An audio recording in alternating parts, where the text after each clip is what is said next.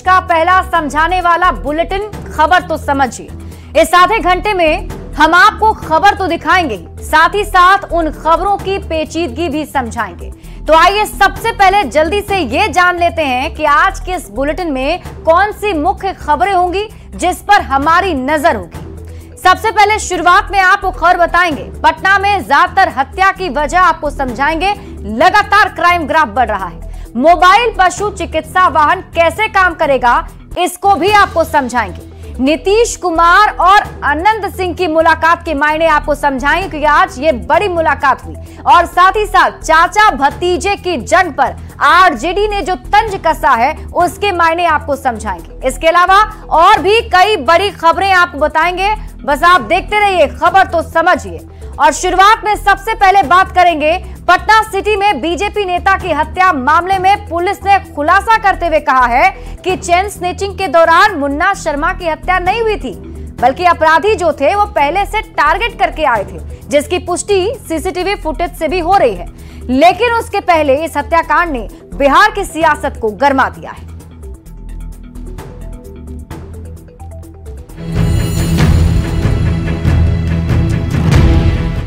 बीच बाजार हत्या की यह तस्वीर बिहार की राजधानी पटना की है। चौक थाना क्षेत्र में सरेआम बाइक सवार बदमाश सड़क किनारे बैठे बीजेपी नेता मुन्ना शर्मा को गोली मारते हैं और फरार हो जाते हैं। पुलिस कह रही है ये छिनताई नहीं बल्कि टारगेटेड हत्या है। यही गाड़ी रुका है जबकि और भी लोग वहाँ उस समय मौजूद थे, तो इस बात को मैं कैटेगरिकली डिनाई करता हूँ कि ये स्नैचिंग का इंसिडेंट है। वो गाड़ी रुकी है, थोड़ा कुछ अल्टरकेशन हुआ है फॉर फ्यू सेकंड्स, उसके बाद गोली चला के वो भागा। और भागते समय हत्या क्यों हुई, किस लिए हुई और पुलिस की थ्योरी क्या है, ये तो बाद की बातें हैं। फिलहाल पटना में बीजेपी नेता की हत्या ने बिहार के सियासी पारे को लहका दिया है। सिंगापुर में बैठी आरजेडी अध्यक्ष लालू प्रसाद की बेटी रोहिणी आचार्य अखबार की कटिंग को टैग करते हुए सोशल मीडिया साइट एक्स पर लिखती हैं, यहाँ कौन राज है, तनी लोगन के ई बताएं चाचा जी। पटना सिटी में बीजेपी कार्यकर्ता की हत्या के बाद माहौल तनावपूर्ण है। बीजेपी कार्यकर्ताओं ने डीजीपी से पटना सिटी में आईपीएस अधिकारी की पोस्टिंग की मांग की है। कुछ दिनों से हम लोग जो देख रहे हैं कि भाजपा के नेताओं को टारगेट करके हत्या किया जा रहा है। पिछले दिनों भी बजरंगपुरी में अजय शाह का हत्या हुआ, अभी तक अनुसंधान नहीं हुआ। पटना में बीजेपी कार्यकर्ता की हत्या को बीजेपी और जेडीयू के नेता दुर्भाग्यपूर्ण बता रहे हैं। घटना बहुत ही दुखद है और भाजपा परिवार इसके लिए मर्माहत है। दोनों ही दलों के नेताओं का कहना है कि अपराधी चाहे जो भी हो उसे किसी भी हाल में नहीं छोड़ा जाएगा। भ्रष्टाचार को पोषित करने की मानसिकता है, उस पर अंकुश लगेगा। बिहार के अंदर अपराधियों के लिए कोई भी संरक्षित करने वाला अब नहीं बचेगा का संकल्प है। और निसंदेह जो अभी तक की उनकी कोशिशें हैं तार्किक परिणति पर बहुत जल्द वो पहुंचेंगी और जो हत्यारे हैं वो जेल के शिकंजों के पीछे। कुछ दिनों से अपराध को लेकर बिहार की सियासत गर्म है, लेकिन ये कोई पहली घटना नहीं जब किसी पार्टी के नेता या कार्यकर्ता की हत्या हुई हो। 7 अगस्त को बगहा में जेडीयू नेता विभव राय की हत्या हुई थी। सवाल है कि क्या कोई जानबूझकर नेताओं को टारगेट कर रहा है। न्यूज़ 18 के लिए पटना से संजय कुमार के साथ ब्यूरो रिपोर्ट।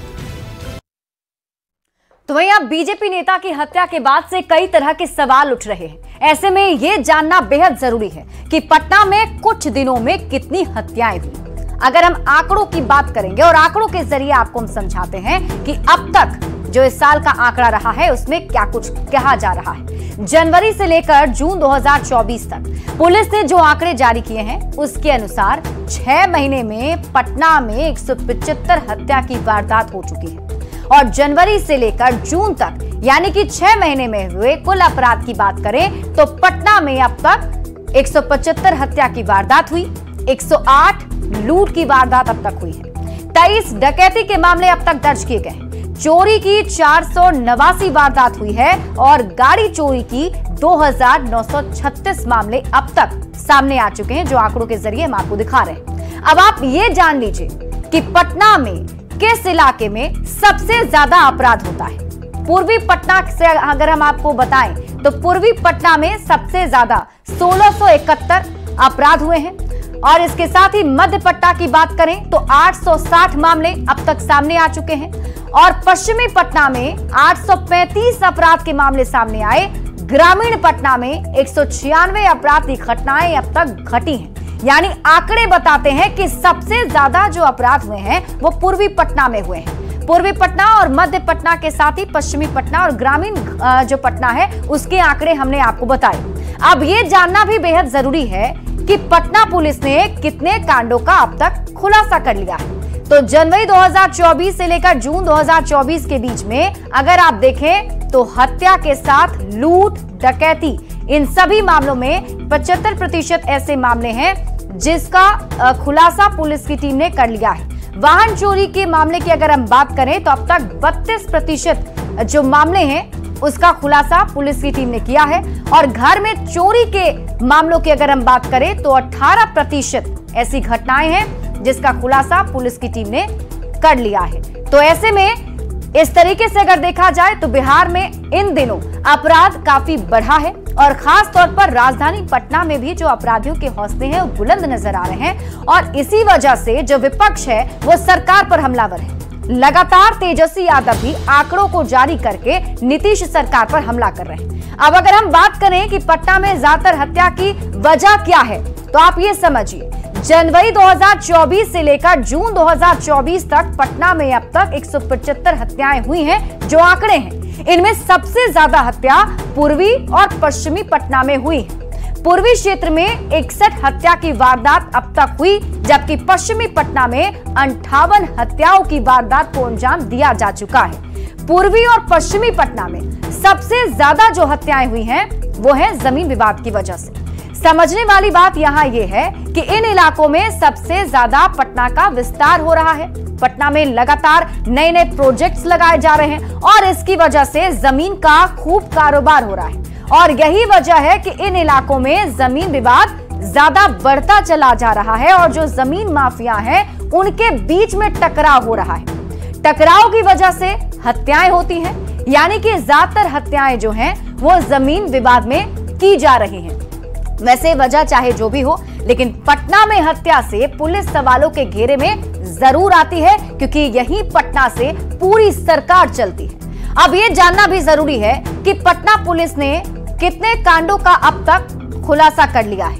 अगर हम एक एक करके बात करें, हत्या, लूट और डकैती, इन सारे मामलों को अगर आप जोड़ देते हैं तो अब तक 75% इस घटना का खुलासा पुलिस की टीम ने किया है।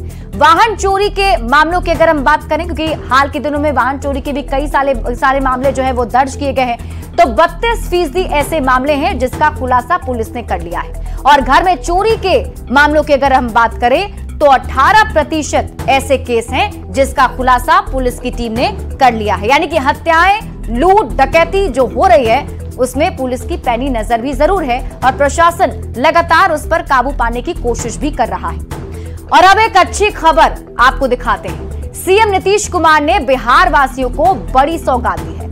मुख्यमंत्री नीतीश कुमार ने मोबाइल पशु चिकित्सा वाहन को हरी झंडी दिखाई।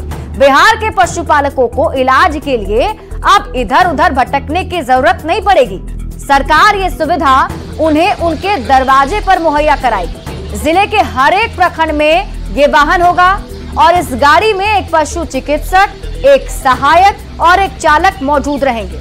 ये गाड़ी सुबह 9 बजे से शाम के 5 बजे तक पशुपालकों को सेवा उपलब्ध कराएगी। गाड़ी हर एक दिन 2 गांव में जाएगी। आपात स्थिति में पशुपालक टोल फ्री नंबर 1962 पर कॉल कर मदद मांग सकते हैं। नीतीश कुमार ने 534 ऐसे मोबाइल पशु वैन को पटना से रवाना कर दिया है। आंची एक योजना था हमारे माननीय मुख्यमंत्री नीतीश कुमार जी से, जिनके कर कमलों से आज ये लोकार्पण हुआ है। आज का दिन जो है ये पार्ट 2 जो हमारा आत्मनिर्भर बिहार के लिए जो हमारा 7 निश्चय तय हुआ था, उस पार्ट 2 का एक अंश है।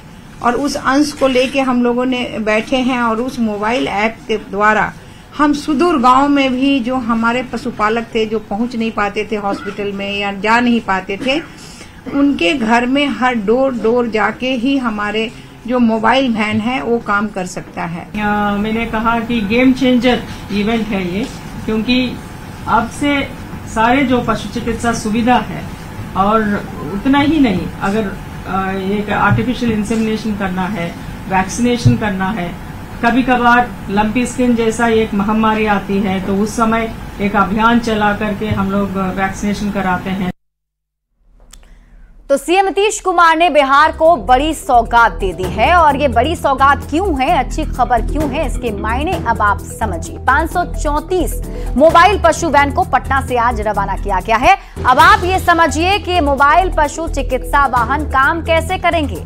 मोबाइल पशु चिकित्सा वाहन से मदद के लिए पशुपालकों को 1962 पर कॉल करना होगा, यानी 1962 ये नंबर है जिस पर आप कॉल कर सकते हैं। ये कॉल पटना में बने कॉल सेंटर में रिसीव होगी, यानी अगर आप कॉल करते हैं तो पटना में कॉल सेंटर में कॉल जाएगी। यहां पशुपालक की परेशानी को रजिस्टर किया जाएगा और उसके बाद पशु चिकित्सा मोबाइल वैन को सूचना के साथ पशुपालक का लोकेशन शेयर कर दिया जाएगा। चूंकि इन सभी वाहनों में जीपीएस सिस्टम लगा हुआ है तो इससे ये वाहन मदद वाली जगह पर तुरंत ही पहुंच जाएंगे। अब आप ये जान लीजिए कि मोबाइल पशु चिकित्सा वाहन में क्या क्या मौजूद होगा। तो इस वाहन में जीपीएस की सुविधा है, वाहन में पशु चिकित्सक मौजूद रहेंगे, एक पशु चिकित्सक इस वाहन में हमेशा मौजूद रहेंगे। पशु चिकित्सा और लघु सर्जरी का सामान भी इसमें मौजूद रहेगा।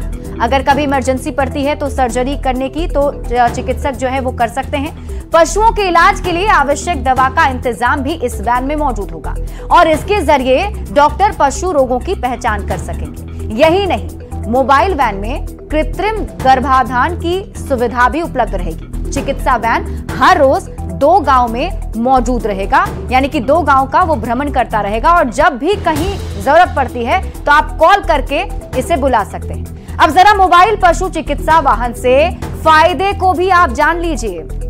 इसमें घर बैठे पशुपालकों को मदद मिलेगी, बीमार पशुओं का इलाज तुरंत ही हो जाएगा। अक्सर ऐसा होता है कि अगर पशु बीमार पड़ता है तो उसे आपको डॉक्टर के पास ले जाना पड़ता है, लेकिन ऐसे डॉक्टर आपके पास पहुंच जाएंगे। अब घर पर ही पशुओं का इलाज संभव हो पाएगा। आपको सिर्फ एक कॉल करना है।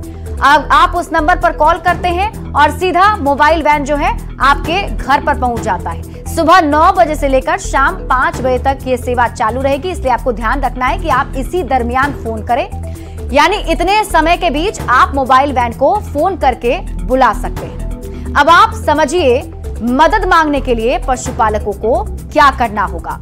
तो सबसे पहले अगर आपका कोई पशु बीमार है और आपको मदद चाहिए तो आपको टोल फ्री नंबर 1962 पर कॉल करना होगा। ऐप के जरिए भी आप मदद मांग सकते हैं। इससे जुड़ा एक ऐप भी लॉन्च किया गया है। विभाग ने ऐप भी बनवाया है जिसे आप डाउनलोड भी कर सकते हैं। जैसे ही आप कॉल करेंगे ठीक वैसे ही आपकी सहायता की जाएगी, क्योंकि कॉल सेंटर में टेलीमेडिसिन की सुविधा भी मौजूद है।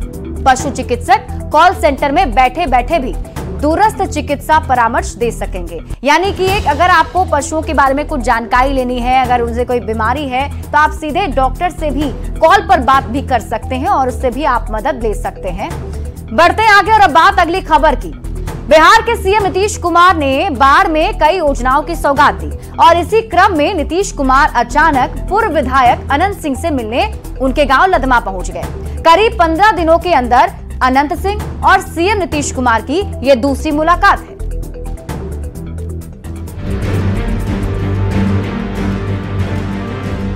इस तस्वीर को देखिए। बिहार के सीएम नीतीश कुमार और उनके पीछे जेडीयू नेता और केंद्रीय मंत्री ललन सिंह और साथ में काला चश्मा लगाए मोकामा के पूर्व विधायक अनंत सिंह।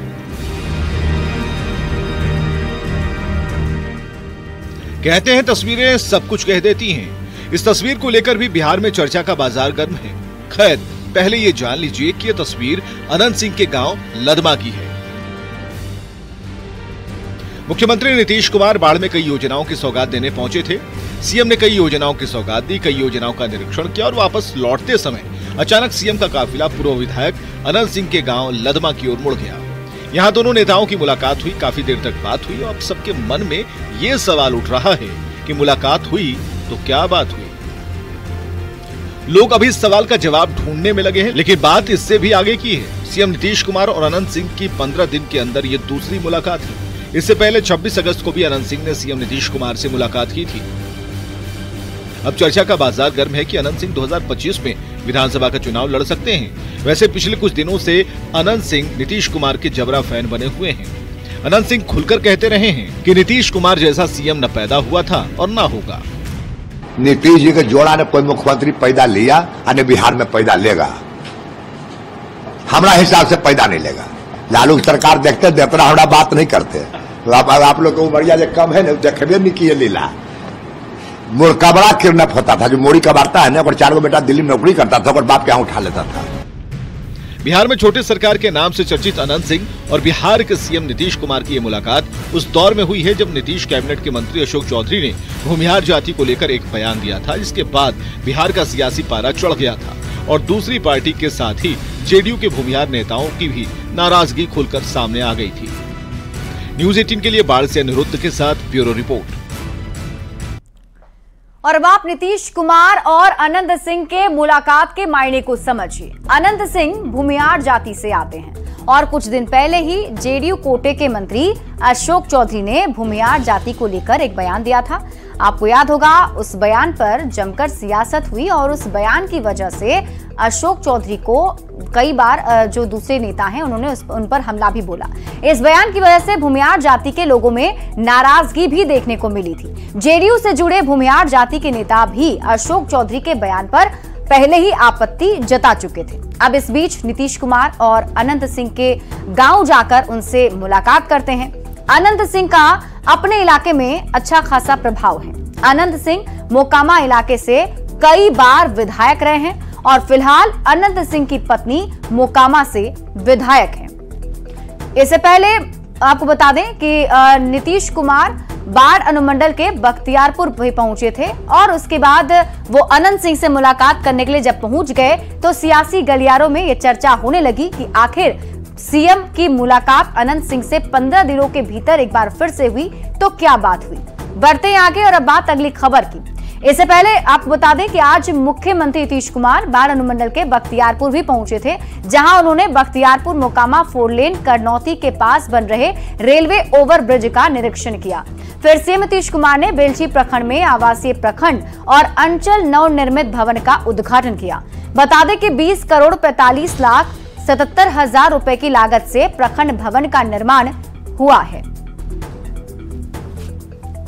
आज यहाँ हुआ है ये का थाने का शिलान्यास हुआ है, ब्लॉक का उद्घाटन हुआ है और हॉस्पिटल का तो शिलान्यास यहाँ पहले का हो गया था। पहले 8 साढ़े 8 करोड़ यहाँ जमीन की बहुत कमी थी, तो हमने फिर प्रिंसिपल सेक्रेटरी को बोला कि नहीं, आप उतना ही जमीन में ऊपर ले जाइए हॉस्पिटल को, कुछ मंजिला बना दीजिए, लिफ्ट बढ़िया लिफ्ट दे दीजिए उसमें, तो पब्लिक को कोई दिक्कत नहीं होगी। नहीं तो ऐसा नहीं होता तो हॉस्पिटल ही कैंसिल हो गया था कि जमीनें नहीं है तो कैसे बनेगा ये। और फिलहाल इस बुलेटिन में अभी के लिए बस इतना ही। आप देखते रहिए न्यूज़ 18 बिहार झारखंड।